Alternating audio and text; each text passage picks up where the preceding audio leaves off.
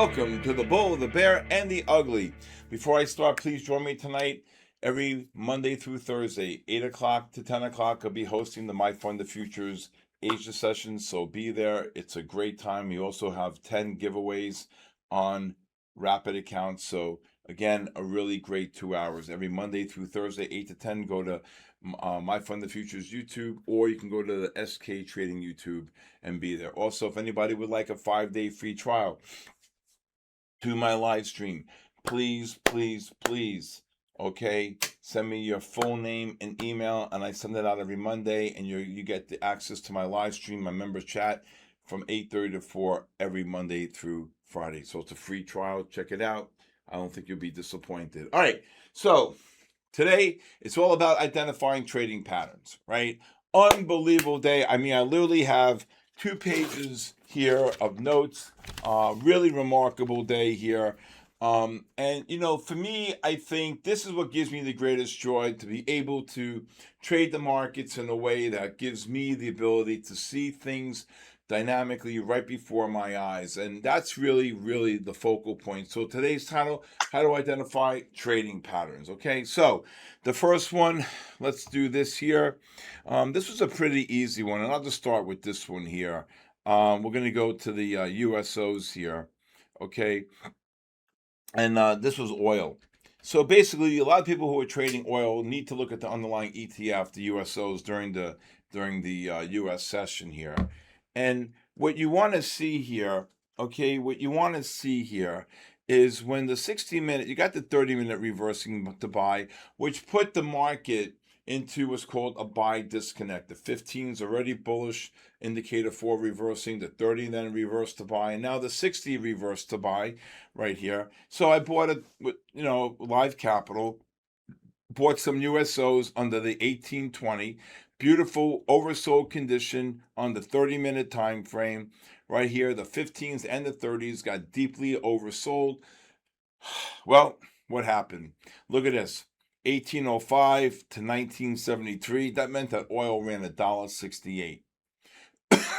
So if I bring up oil, okay, crude oil, you can see here, oil ran from the 77.15 up to the 78, 78, 78.18, 78.33. So oil ran from 77.15, so it ran about $1.18. Okay, but again, it is a monster bullish pattern.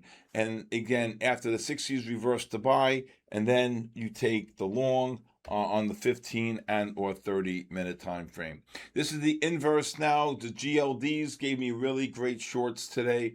The 30-minute GLD reversed to sell. It correlated with the 15, so 2 out of 3 means that you're in a sell disconnect. And then we caught this really great short here into the negative MACD right here at 230. You can see the push up here, and it was a real great short here. Gold got up to the 43.08, and then ultimately you can see the drop here, 389.76 and 3. So gold dropped about $14 like that. A really great pattern there as well. I'm going to show you Micron. Micron, really great. After the sell reversal here on the on the 30-minute time frame, you can see the push up into these negative MACDs. 95.05 got kabooshed. And where is it going when you're making new highs like this? Okay, especially here on the 60-minute time frame, 913. I think the high was 920, if I'm not mistaken. No, the high was 913.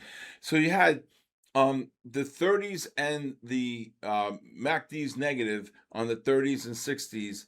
But when you got this really big push up, you had a really big sell divergence here. And you can see how it dropped here, roughly 17 and 13, 30 points. So again, really big sell reversal. But then when the 15-minute reverse to buy right here, you can see, even though the 15-minute reverse to buy, you put it into what's called a buy disconnect, which means that there was probably a 90% chance that these lows were not going to get touched. And then what do? You buy the pullback here on the 15, another pullback on the 15. Here's one pullback on the 15, got down to the 884 and change, ripped here about 14. But pretty much these highs were not going to get violated. Look at the IWMs here. Really great short here. I shorted the highs here on the IWMs. I think it was roughly 301 and change. Yep, I think I shorted at 301. The high was 301.38.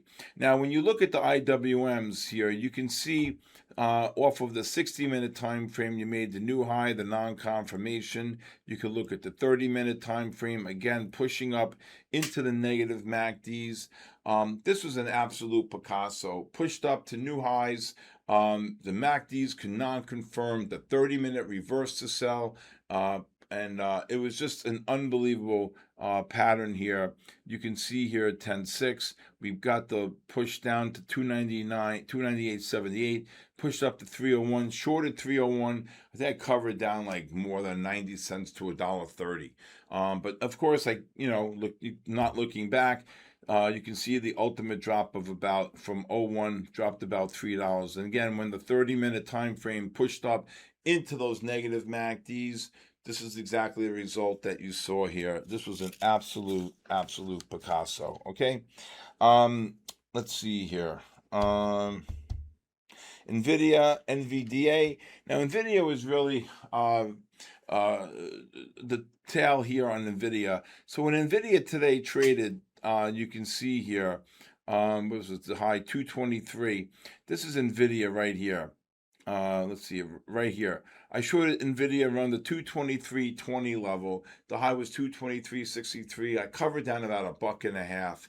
But you can see the sell divergence here on the new high on the 30-minute time frame. And then at the end of the day, we got the big push up here into the negative MACDs above the 220.90, and you can see the drop of about 2. But NVIDIA, you can see, was still bullish on the 60 and on the 30-minute time frame. And when you look at the 15-minute time frame right here, you can see the 15 reversing to sell, which meant that there was an 85% chance that the that the highs are in for the day, and then it just never looked back here. So again, a really great pattern here on NVIDIA. Again, we'll see what happens tomorrow there. Palantir, PLTR, reversing to sell here on the 60-minute time frame, MACD negative, the 30-minute time frame reversing to sell after the big earnings. Yesterday the high was 166, and then what do you look to do here? Well, you got to take shorts on the 15. Here's a short. Look at this push up into the negative MACDs right here at 10:30, 158. Never look back here. Another push down here. So when the 15s reverse to buy, again, that would mean that 85%, 90% chance that the lows are in for the day, and that's exactly what happened here. You can see here NVIDIA pushed up again at the end of the day on the 15s. Again, you're in a sell disconnect. That means that both the 30s and the 60s are in sell mode. And then, boom, you take the shorts on all the 15s, okay? Let's look at DRAM, which is an underlying, we'll look at an underlying ETF, DRAM, D-R-A-M. You can see again here, just like NVIDIA, right? I'm sorry, just like Micron, Micron, the 60-minute, let me just do this here better. The 60-minute and the 30-minute here, the 60. So again, you got this big push up here into this negative MACD above 53, right? Never look back here. It's an underlying ETF. You can see the push up here into the negative MACD 53, and then we just got absolutely cabooshed here. The 60s reversed to sell. It correlates with the 30. And then obviously you got these big shorts into these negative MACDs, very bearish here. But then when the same one, the 15-minute reverse to buy, there's an 85% chance that the lows are in for the day, but doesn't mean you still can't short the overbought condition on the 15 against the 30 and 60-minute time frame. So really great short there as well. I'm going to show you Intel here. Had some really great shorts on Intel. Now, you can see Intel here, really very bearish here. Okay, the MACD's making new highs above the 103 level. I called shorts here. Again, you're pushing up here, the non-confirmations, again, in a buy disconnect. All right, and then when the 60-minute, you can see the push up here on the 30s as well. The MACD's couldn't confirm, but then when the 15s, okay, reverse to sell here, 85% chance that the highs are in. And then what he'd look to do, you could take the short. You could actually take the long. We actually took the long here below 100, and then it rallied about $1.50 here, about $1.80. But then when you got the negative MACDs on the 15, the 30, and the 60, and the 15s get overbought, well, what do you look to do? You take the short on the 15, and it never looked back here. Intel hit that high of 101.43 and then got absolutely cabooshed here. Okay. Also, last but not least, I had so many more here. Just gonna look here. Intel. Oh, Microsoft, very, very powerful. So Microsoft, you can see Microsoft pushed up after the opening. You can see the 30s as well here. Microsoft pushed up into these negative MACDs here. You can see the high of 97, dropped here down to the low of 93. Again, all the new highs, non-confirmation here again. Then the 30-minute reverse to buy right here. Now, when the 30-minute reverse to buy, you went into a positive trend. That's right, a positive trend. The 30 correlated with the 15 and the 60, as you see it here. Now, the other thing I want to teach you is when the algorithm reverses to buy and when the MACDs are above my pivot, you could take, especially when they're overbought, you take the short. And then what do you look to do? You buy the pullback right here. Microsoft, I said, look to buy it below 494. Microsoft, if you count the bars, 1, 2, 3, 4, 5, 6, 7 bars, 1, 2, 3, 4, 5, 6, 7 bars. Microsoft rallied $7 here. Again, you can see the pattern. Here's the pullback on the 30, and if I bring up the 15, you can see the pullback right here on the 15-minute time frame.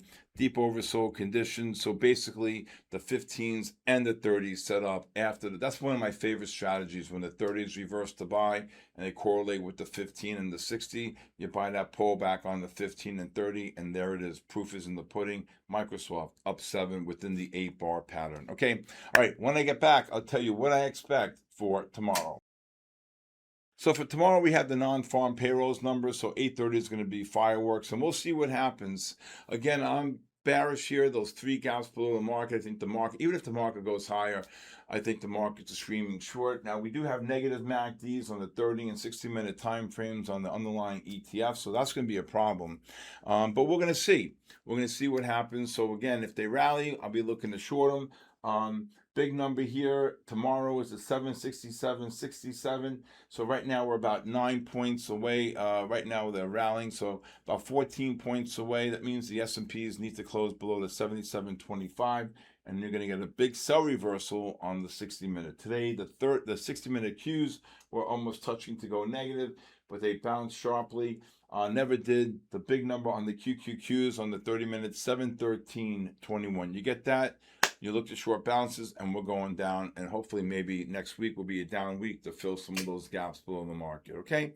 We ran up 2,800 points, like that, almost 2,900 points like that in 6 days. So, again, I think it's a little bit too much too soon, and I think the market between now and October is going to have a correction, and it's going to be a great buying opportunity for the fourth quarter. All right, when I get back, I want to talk to you about learning to trade on prop accounts, which I did last night, but I want to go over something again. So what's really important about learning to trade prop accounts is you really need to understand that it's like a loaded gun. You have to do your research. You have to know exactly where your average price is, what's your P&L for the day, learn the rules of each prop account. I'm doing this because I'm seeing it in real time here. How a lot of people just think you're going to go there, click, click, click, and not know where your average price is. Now, most of these firms do what's called first in and first out. So you have to always write down your average price. If you sold 50s, 60s, 70s, your average price, let's say if you did 111, I'm just giving an example, your average price is 60. And let's say the you cover one at 50, well, your average price is going to go from 60 all the way up to like 65, 70. It's going to raise your average price. Because that's what they do. You're first in, first out, and instead of leaving your average price, I built one of the best P&L systems for Ready some 25, 30 years ago. It's wrong, first in, first out when you're trading. You have a position, your average price stays the same. If you want to add to it on the position, then the average price will adjust. But if you're covering your position, your average price should always stay the same. So always be very cognizant that when you're trading prop accounts, you need to learn that your average price can fluctuate. So that's really important. Okay. Also, learn the rules of the game. Learn when you can trade. You can't trade FOMC. You can't trade 10 minutes before. What times you can trade the market. So again, and also using level 1 data, very, very difficult. I'll be the first one to tell you I can't do it. Okay, I don't know how you do it, but I'm used to level 2 data and depth of the market. And also, I like to have a static DOM. I don't execute on the chart. I like to have, when the markets are moving fast, to be able to see the levels of the market without things going everywhere. All right. With that being said, thank you for joining me tonight on The Bull, the Bear, and the Ugly. Please hit the subscribe button. Please leave a comment. If you'd like to join my community of traders from all around the world, please go to my website, sktrading.live. If you'd like to follow me on social media, please follow me at official Stephen Kalayjian on X, Instagram, TikTok, and LinkedIn. Have a great night, everybody. If you'd like a 5-day free trial, please text me your full name and email to my cell phone, 914-500-7484. With that being said, God bless you, God bless our troops, and God bless the United States of America.